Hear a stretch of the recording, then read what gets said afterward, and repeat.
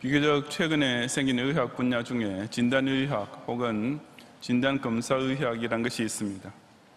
우리는 의사를 보통 병을 치료하는 사람이라고만 생각하지만 사실 그에 못지않게 중요한 것이 진단입니다.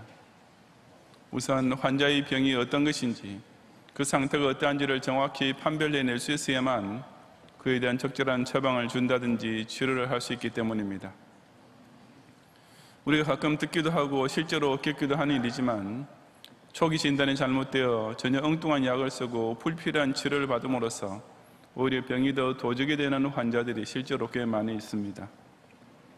게다가 병의 종류도 예전보다 급속도로 증가하고 있는 까닭에 현대의학에서는 진단의학이라는 전문 분야가 더더욱 중요해지고 있는 것입니다. 오늘 본문은 유다 백성이 바벨론 포로에서 해방을 얻어 예루살렘으로 돌아와서 조국을 재건하려 하던 시기에 하나님께서 선지자 스가랴에게 내리신 계시입니다. 당시 유다 백성의 현실은 하나도 제대로 되는 일이 없고 도리어 새로운 문제들만 계속 엎친 데 덮친 격으로 일어나는 바람에 도대체 무엇부터 어떤 식으로 풀어나가야 할지 난감하기만 했습니다. 바로 그런 가운데 하나님께서는 스가랴 선지자를 통해 그들이 가장 근본적이고 고질적인 당면 문제가 무엇인지를 정확하게 진단해 주시면서 동시에 그에 대한 처방과 치료 방법까지 자세히 가르쳐 주셨던 것입니다. 그것이 무엇이었습니까? 이 시간 저는 하나님께서 모든 시대의 모든 사람에 대해 내려주시는 가장 중요한 진단과 그에 대한 처방이 무엇인지를 함께 상고해 보고자 합니다. 첫째로 아무리 선하게 보이는 사람이라 할지라도 하나님 앞에서는 모두 다 오직 죄인일 뿐입니다. 1절부터 3절까지 함께 봉독하겠습니다. 대제사장 여호수아는 여호와의 천사 앞에 섰고 사탄은 그의 오른쪽에 서서 그를 대적하는 것을 여호와께서 내게 보이시니라. 여호와께서 사탄에게 이르시되 사탄아, 여호와께서 너를 책망하노라. 예루살렘을 택한 여호와께서 너를 책망하노라. 이는 불에서 꺼낸 그슬린 나무가 아니냐 하실 때에 여호수아가 더러운 옷을 입고 천사 앞에 서 있는지라고 했습니다. 스가랴 선지자는 네 번째 환상을 통해 실로 뜻밖의 장면을 보게 됩니다. 그것은 대제사장 여호수아는 여호와의 천사 앞에 섰고 사탄은 그의 오른쪽에 서서 그를 대적하는 장면이었습니다. 이 여호와의 천사는 앞서 1장에서 설명했듯이 여호와의 사자라고 번역해야 하며 구약에 현현하신 성자 하나님을 가리키는 명칭입니다. 사탄은 대제사장 여호수아의 오른편에 서서 그를 대적하고 있었다고 했는데 이것은 사탄이 여호수아를 고소하고 있었음을 가리킵니다. 사탄이라는 이름 자체가 원래 고발자라는 어원에서 온 것이라는 사실이 이 장면에서 딱 들어맞고 있는 것입니다. 여기 나오는 대제사장 여호수아는 당시 바벨론에서 예루살렘으로 귀환한 유다 백성 중에 초대 대제사장이 되었던 사람이었습니다. 보통 대제사장이 서 있는 어떤 장소를 생각한다면 성전이라든지 제단 앞이라든지 해야 어울릴 텐데 지금 여호수아는 천상의 법정에서 사탄의 고발을 받으며 재판장 대신 하나님 앞에 서 있는 모습으로 나타나고 있습니다. 그 자체만 해도 유다 백성으로서는 생각도 할 수 없는 아주 이상한 장면이었습니다. 더구나 3절에 보면 그 대제사장 여호수아는 더러운 옷을 입고 있었다고 했습니다. 그는 대제사장이 보통 때 입고 있는 아름답고 깨끗한 세마포 예복이 아니라 때가 새까맣게 묻은 더러운 옷을 입고 있었던 것입니다. 이것은 곧 그가 그 법정에서는 실로 변명의 여지가 없는 죄인의 신분으로 서 있었음을 상징합니다. 대제사장 하면 두말할 것 없이 이스라엘 백성 중에서는 그 직분상 가장 거룩한 위치에 있는 사람이었습니다. 그를 성전이나 길거리에서 만나게 되는 백성의 눈에는 늘 깨끗하고 의롭고 선한 인상만 주던 사람이었을 것입니다. 그런데 그런 여호수아가 이처럼 더러운 죄인의 모습으로 그것도 사탄의 고발을 받으며 서 있다는 것은 정말 어울리지 않는 장면이며 수치스러운 모습이고 스가랴 선지자를 위시한 모든 유다 백성으로서는 상상조차 할 수 없던 광경이었습니다. 하지만 바로 그런 여호수아의 모습이야말로 하나님 눈에 비치고 있는 모든 유다 백성의 진짜 모습이었으며 오늘날 우리의 현실이기도 합니다. 완벽하게 거룩하시고 선하신 하나님께서 좌장하고 계시는 심판대 앞에서는 제 아무리 세상에서 남보다 좀 더 거룩하게 보이고 선하게 보이는 사람이라 할지라도 오직 죄인이란 피고 입장이 될 뿐입니다. 우리가 나는 하늘을 우러러 한 점 부끄러움이 없는 착한 사람이다 라고 자찬한다든지 저 사람은 법 없이도 살 수 있는 사람이다 라고 칭송하는 것은 오직 우리 사람들끼리 도토리 키재기를 하는 것이지 하나님 앞에서는 어림도 없는 소리에 불과합니다. 아무리 도토리 중에서는 제일 크다 해도 다 그게 그것 아니겠습니까? 그렇다면 하물며 하나님이 사람이 제 아무리 남보다 좀 더 착하고 의롭다고 해도 저 지극히 거룩하신 하나님 앞에서 어떻게 무슨 성인이니 성년이 하면서 자기는 죄인이라는 소리를 듣고 싶지 않다고 감히 말할 수가 있겠습니까? 그것은 결코 무슨 양심 선언이 아니라 지독한 교만에서 나온 망언일 뿐인 것입니다. 세상에서 그 어떤 선한 사람이라도 저 거룩하신 하나님 보좌 앞에서는 단 한 명의 예외도 없이 다 전적으로 무능력한 죄인일 뿐입니다. 아무리 양심적인 사람이라 해도 죄라고는 한 점도 없으신 예수 그리스도 앞에서는 그 누구나 다 완전히 부패한 죄인에 불과한 것입니다. 거기에는 대상이라고 목사나 장로라고 해서 예외가 될 수 없습니다. 아니 사람 중에서는 더 이상 거룩하고 선할 수 없을 만큼 어떤 최고의 의인을 골라 그 자리에 세운다 하더라도 그 역시 사탄 따위의 악한 존재로부터 고발을 당할 때 스스로 단 한마디의 변명도 할 수 없는 실로 비참한 위치에 있는 죄인일 뿐인 것입니다. 오직 죄와 아무 상관없이 완벽하게 거룩하신 하나님만이 이처럼 우리 인생의 가장 근본적인 문제를 정확하게 진단해 주고 계십니다. 자신의 이 본질적인 고질병을 모르면 아무도 자기 인생의 진짜 문제를 해결받을 길이 없어집니다. 우리가 겉으로는 사람의 눈에 서로 대상처럼 거룩하게 보인다 할지라도 하느님 보좌 앞에서는 똑같이 더러운 옷을 입고 서 있는 똑같은 죄인에 불과한 존재임을 바로 깨닫고 겸손히 인정함으로써 이 고질병에 대한 바른 치료를 받을 수 있는 성도들이 되시기를 바랍니다. 둘째, 그 어떤 악한 죄인이라 할지라도 오직 하나님 은혜로 단번에 죄 용서함을 입을 수 있습니다. 4절과 5절을 함께 봉독하겠습니다. 여호와께서 자기 앞에 선 자들에게 명령하사 그 더러운 옷을 벗기라 하시고 또 여호수아에게 이르시되 내가 내 죄악을 제거하여 버렸으니 내게 아름다운 옷을 입히리라 하시기로 내가 말하되 정결한 관을 그의 머리에 씌우소서 하며 곧 정결한 관을 그 머리에 씌우며 옷을 입히고 여호와의 천사는 곁에 섰더라 하고 했습니다. 여호수아가 비록 대상이라 할지라도 그처럼 자기 죄에 대한 변호에 있어서는 전적으로 무력한 상태에 있을 때 참으로 놀라운 일이 그 법정에서 벌어집니다. 그것은 재판장 되신 하나님께서 무조건 피고의 편을 들으시는 장면입니다. 우선 아까 2절을 다시 보시면 여호와께서는 오히려 사탄을 책망하셨습니다. 지금 여호수아를 심판뒤에 세워놓고 신이 나서 침이 마르도록 그를 고발하고 있는 사탄을 향하여 하나님께서 여호와께서 너를 책망하느라고 2번씩이나 호통을 치고 계십니다. 마치 재판장이 죄인을 책망하는 대신 검사를 향해 대갈 일성으로 야단치는 것 같은 참 신기한 장면이 벌어지고 있는 것입니다. 그 이유는 그 재판장이 예루살렘을 택한 여호와, 즉 피고인 이스라엘 백성을 택하시고 사랑하고 계시는 아주 편파적인 분이시기 때문이었습니다. 여기서 이스라엘 백성을 가리켜 불에서 꺼낸 그슬린 나무라고 표현하고 있는 것은 바로 바벨론 포로 생활의 고난 중에서 건져내셔서 살아남게 많으신 백성이라는 뜻입니다. 지금 예루살렘에 돌아온 유다 백성은 이처럼 이미 당신의 특별한 사랑을 입고 있는 자들인데 그런 당신의 택자를 어떻게 감히 고발하느냐고 하나님께서는 대제사장 여호수아의 오른편에 서 있는 그 고발자 사탄을 향해 오히려 크게 책망하셨던 것입니다. 피고 입장에서는 이보다 더 좋은 일이 어떻게 있을 수 있겠습니까?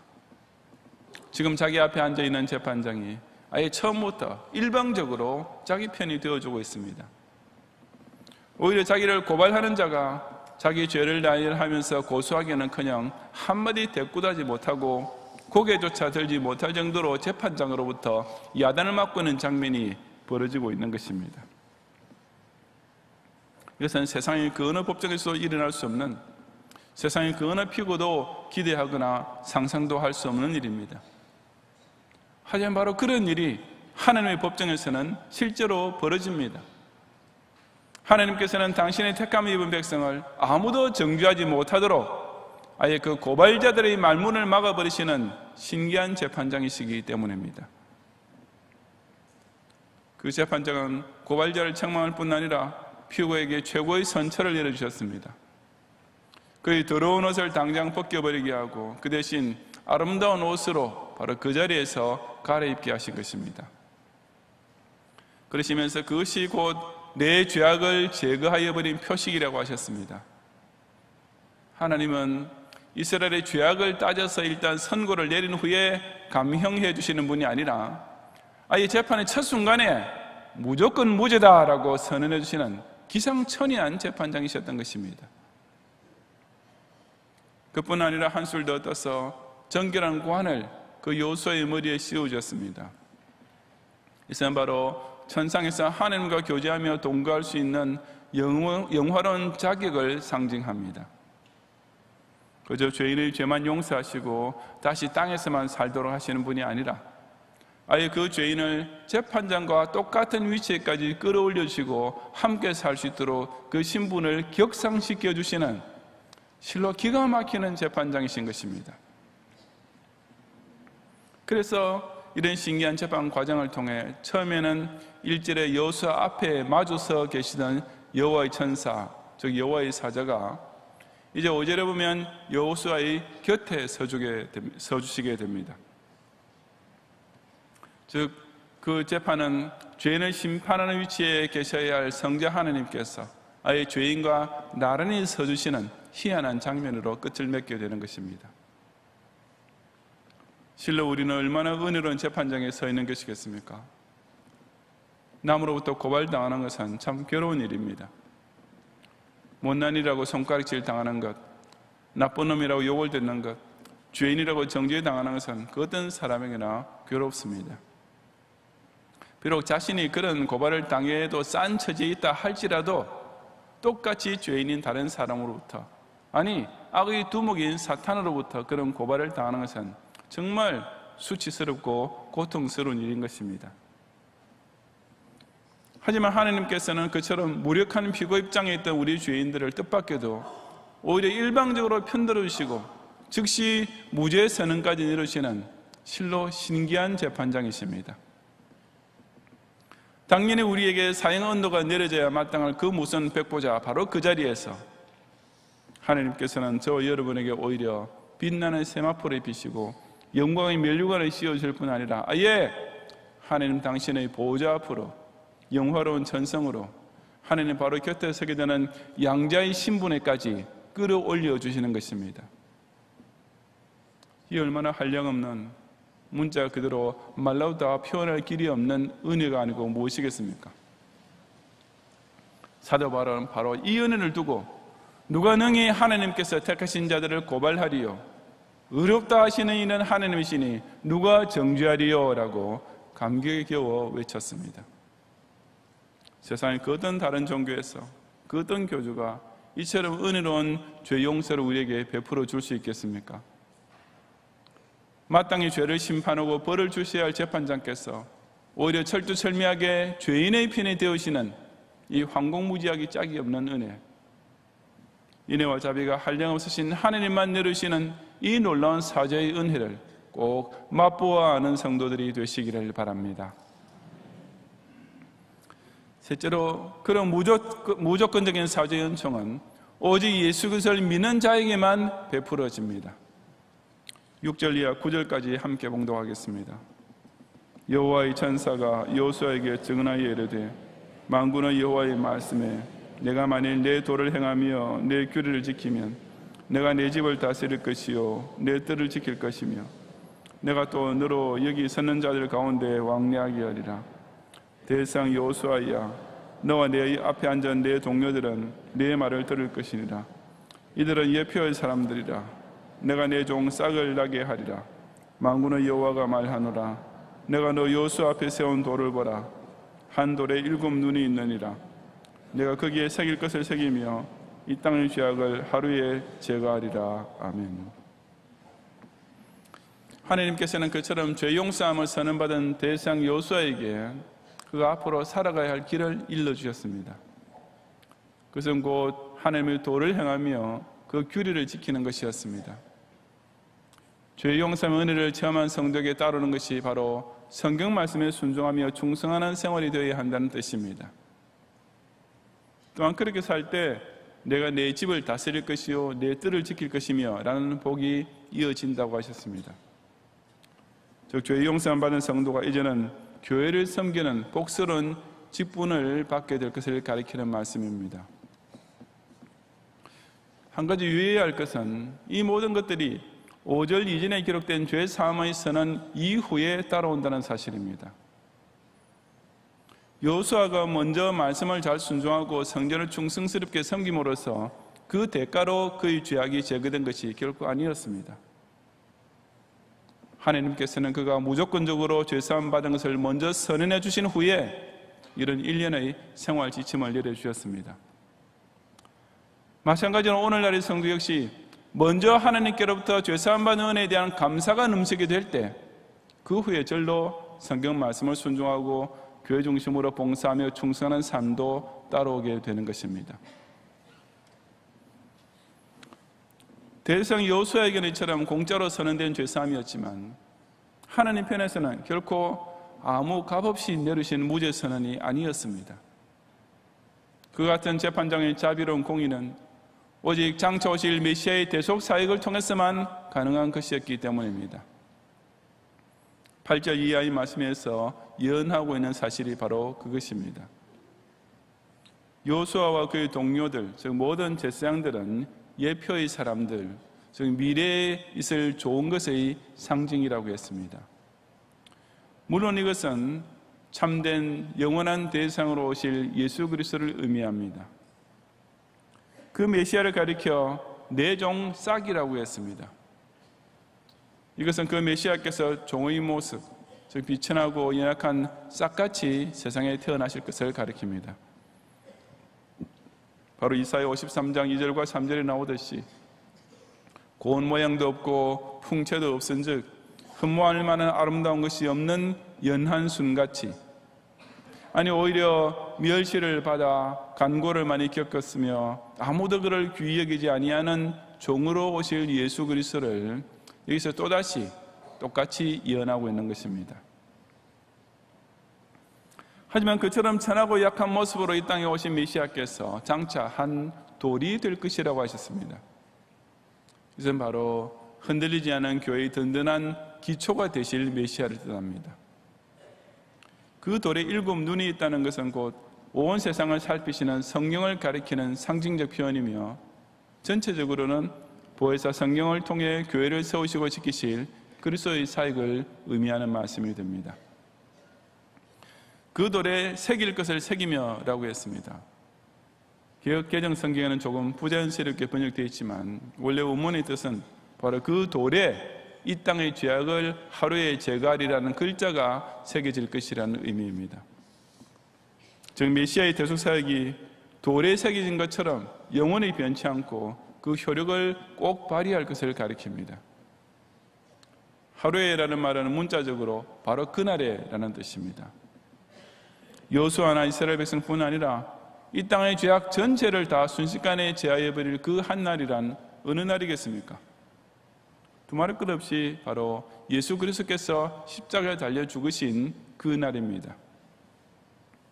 어느 유대인 랍비가 바로 이 본문을 해석하면서 나는 모르지만 미래의 어느 한날에 이스라엘 백성의 모든 죄가 제감을 받게 될 것이다 라고 가르치고 있었습니다. 그때 예수를 믿는 한 소년이 그날이 어떻게 이스라엘 백성의 죄만 사해지는 날이 되겠습니까? 이 땅의 죄악이라고 했으니 온 세상 사람의 죄가 아니겠습니까? 그리고 그 한 날은 바로 예수님께서 십자가에 달려 죽으신 날이 아닙니까? 라고 반문했다는 이야기가 있습니다. 그 랍비가 대꾸할 말이 없었던 것은 물론입니다. 성령이 감동받은 자라면 비록 어린아이라 할지라도 이 말씀이 뜻하는 바가 무엇이며 이 예언이 가리키는 사람이 누구인지 이토록 명백하게 깨닫게 됩니다. 죄인으로서는 상상조차 할 수 없던 그 놀라운 사죄의 은혜는 오직 이런 예수 그리스도의 대속사역 덕분에 가능하게 된 것이라고 하나님께서 이미 구약에서부터 곳곳에 예언해 주셨던 것입니다. 의사라고 다 같은 의사가 아니지 않습니까? 아무리 병명을 알고 처방전과 치료법까지 알게 되었다 하더라도 시술하는 의사가 가짜이거나 돌팔이이면 치료는커녕 더욱 악화되고 끝내는 죽을 수밖에 없습니다. 다른 종교에서도 구원이라는 말을 쓰고 사죄라는 단어도 쓰긴 하겠지만 그 교주들은 그야말로 돌팔이 의사, 가짜에 불과한 것입니다. 얼마나 많은 사람들이 그런 종교적인 돌팔이 때문에 고생을 했습니까? 중세에는 자신의 몸을 스스로 채찍으로 때리면서 죄사함 받겠다는 순례자 집단들이 도처에 발생했었습니다. 돈을 주고 면죄부를 사면 이미 지옥에 가 있는 자기 부모도 천당까지 보낼 수 있다는 엉터리 사기 처방을 믿었던 사람들도 부지기수였습니다. 오늘날에도 뭔가 스스로 깨달아야만 구원을 얻을 수 있다고 가르치면서 그러지 않아도 복잡한 인생을 더 골머리 앓게 만드는 교주를 따르고 있는 종교인들이 수두룩합니다. 다들 의사 하나 잘못 만나서 고생은 고생대로 톡톡히 하고 그 죄의 병은 더욱 중증으로, 아니 아예 불치병으로 악화되고 있는 참 불쌍한 인생인 것입니다. 하나님의 은혜라는 이 신기하고도 완벽한 죄의 치료법으로 시술해 주시는 구세주는 오직 예수님 한 분밖에 없습니다. 죄의 병을 정확하게 이해하기 위하여 스스로 사람의 몸을 입고 연약한 순같이 이 땅에 오신 예수님, 그 병을 확실히 고치시겠다는 언약을 십자가에서 대신 죽으신 당신의 몸에 아예 새겨주신 예수님, 오늘도 고발당할 수밖에 없는 죄인 바로 곁에 나란히 서주시고 죄인을 변호해 주시는 이 예수님 안에만 오직 사죄의 은총이 있고 구원의 약속이 성취될 것을 굳게 믿는 성도들이 되시기를 바랍니다.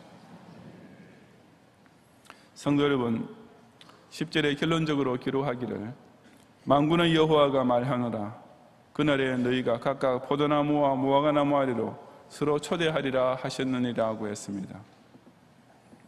이런 예수 그리스도의 십자가 대속의 은혜를 체험하게 된 날이야말로 죄인에게는 참으로 인생 최고의 기쁜 날이 됩니다. 각각 포도나무와 무화과나무 아래로 서로 초대하는 날, 즉 구원의 확신을 가진 성도만이 교회를 중심으로 기쁨과 행복 가운데 교제하며 살게 될 날을 예언하신 말씀입니다. 죄 용서받는 것이야말로 죄인이 누릴 수 있는 최고의 기쁨이며 그런 같은 은혜를 공유한 성도들이 모여있는 교회야말로 기상 최대의 잔치가 연일 벌어지는 이 땅의 천국이 아니겠습니까? 이런 기쁨과 복을 누리게 해주시기 위해 아무리 인간적으로 선한 사람이라 할지라도 하나님 앞에서는 똑같은 죄인이다라는 가장 중요하고 정확한 진단부터 하나님께서 친히 내려주셨습니다. 죄인은 자신의 노력이나 공로 때문이 아니라 오직 하나님의 은혜에 의해서만 고침을 받을 수 있다라는 유일한 처방을 또한 하나님께서 가르쳐 주셨습니다. 그런 은혜로운 사죄의 치유를 공짜로 그리고 무조건적으로 베풀어 줄 수 있는 의사는 오직 예수 그리스도 한 분뿐이시다라고 그 죄의 병을 치료해 주실 유일한 의사 역시 하나님께서 알려주셨습니다. 바로 이 사실을 우리에게 똑똑히 깨닫게 해주시기 위하여 하나님께서는 사람들 중에서 가장 거룩하고 의롭게 보이는 대제사장 여호수아를 스가랴 선지자의 환상 가운데 세우셨습니다. 그리고 그런 대제사장조차 하나님 앞에서는 더러운 죄인일 뿐이며 대제사장 역시 자신이 드리는 무슨 최상의 제물 때문이 아니라 오직 하나님의 은혜로서만 구원받을 수 있을 뿐이며 대제사장이라 해서 자신이 백성의 중보자가 될 수 있는 것이 아니라 그 역시 오직 예수 그리스도의 중보가 필요한 존재일 뿐이라는 사실을 이처럼 충격적으로 뚜렷하게 계시해 주셨던 것입니다. 이 땅의 죄악을 하루에 제거하리라는 언약을 갈보리의 십자가 위에서 성취해 놓으신 예수님께서는 바로 오늘 우리 한 사람 한 사람을 향하여 내가 내 죄악을 제거하여 버렸으니 라고 선포해주고 계십니다. 세상에 그 어떤 다른 의사도 그 어떤 다른 철학자나 과학자나 정치가도 결코 내려주지 못한 이 인생의 정확한 진단과 확실한 구원의 처방을 받고 금세에서 죄 용서의 은총을 입고 내세에서 영생의 복을 다 함께 누리는 성도들이 되시기를 주님의 이름으로 축원합니다.